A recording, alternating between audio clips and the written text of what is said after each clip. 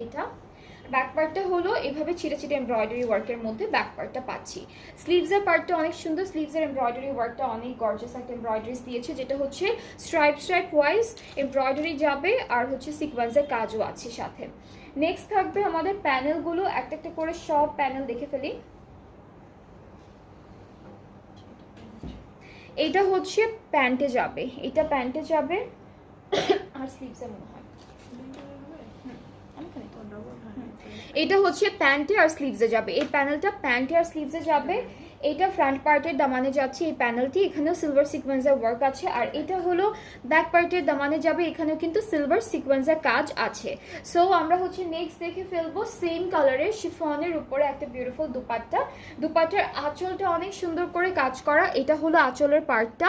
আর মাঝখানে হচ্ছে ছিটা ছিটা সিকোয়েন্সের কাজ আছে, সাথে প্যান্টটা থাকছে খুবই সুন্দর র সিল্কের মধ্যে।